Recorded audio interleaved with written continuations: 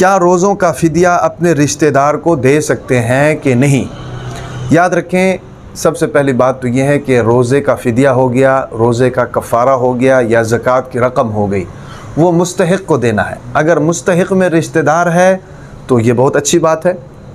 الحق للقریب، وہ قریبی ہے، اس کا زیادہ حق بنتا ہے۔ اگر رشتہ دار ایسا ہے مستحقین میں، اور مستحق کون ہوتا ہے؟ مستحق فدیے کا مستحق وہی ہوتا ہے جو زکوٰۃ کا مستحق ہے، کفارے کا مستحق بھی وہی ہوتا ہے جو زکوٰۃ کا مستحق ہے، جس کے بعد 52.5 تولہ چاندی کے برابر رقم نہیں ہے، سامان نہیں ہے، کاروباری اشیاء نہیں ہے، وہ مستحق ہے۔ اس کو زکوٰۃ بھی دے سکتے ہیں، فدیہ بھی دے سکتے ہیں، اور اپنا جناب فطرانہ بھی دے سکتے ہیں، کفارہ بھی دے سکتے ہیں۔ تو مستحق کو دینا ہے۔ اگر مستحقین میں اگر رشتہ دار ہے، محض رشتہ داری کی بنیاد پر آپ نہیں دے سکتے ہیں، کیونکہ ہم نے بہت سے ایسے رشتہ دار دیکھے ہوئے ہیں کہ وہ جناب ماشاءاللہ مالدار ہوتے ہیں، خود اس سے بھی مالدار ہوتے ہیں جس نے فدیہ دینا ہے، اور پھر بعض حضرات جو ہوتے ہیں وہ اپنی زکوٰۃ یا فدیہ کی رقم یا کفارہ کی رقم بیوہ کو دے دیتے ہیں بغیر اس چیز کو دیکھے کہ یار یہ مستحق ہے بھی کہ نہیں، صرف اس بیس پر دے دیتے ہیں کہ یہ بیوہ ہے۔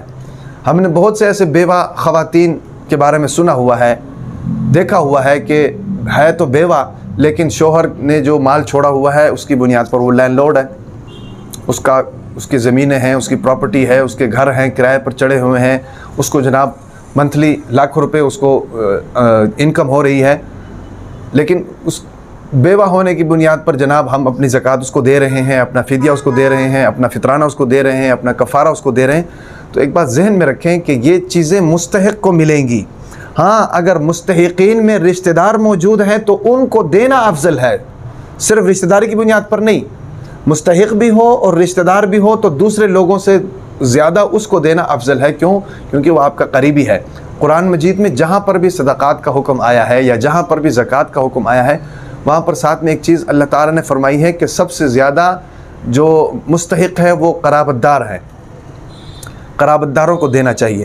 تو اس صورت میں بھی یہاں پر بھی یہی چیز لاگو ہوتی ہے کہ بھئی رشتہ دار کو اس صورت میں آپ دے سکتے ہیں کہ وہ رشتہ دار جو ہے وہ اس کا مستحق ہو، اور رشتہ داروں کے بارے میں تو زیادہ پتہ ہوتا ہے کہ مستحق ہے کہ نہیں ہے، تو جس کے بارے میں زیادہ پتہ ہوتا ہے وہاں تو غلطی کی کوئی گنجائش نہیں ہونی چاہیے۔ لیکن بدقسمتی یہ ہے کہ ہم وہاں پر سب سے زیادہ غلطی کرتے ہیں جہاں پر ہمیں پتہ ہوتا ہے، تو اس کا مطلب یہ ہوا کہ پھر جان بوجھ کر ہم لوگ کر رہے ہیں اور اپنی زکوٰۃ خراب کر رہے ہیں، اور اپنا فدیہ اور اپنا کفارہ اور اپنا فطرانہ وغیرہ وغیرہ، یہ چیزیں خراب کرنے والی بات ہیں۔ تو اس لیے یہ ہے کہ ہم یہ ساری چیزیں ہماری محنت کی کمائی ہے، اور اس میں سے ہم جناب اللہ تعالیٰ کے حکم کے مطابق نکالتے ہیں، تو پھر اللہ تعالیٰ کا حکم یہاں یہ بھی ہے، جہاں زکوٰۃ نکالنے کا حکم ہے وہاں یہ بھی ہے کہ مستحق تک پہنچائے، کیونکہ زکوٰۃ نکالنے کی حکمت یہی ہے کہ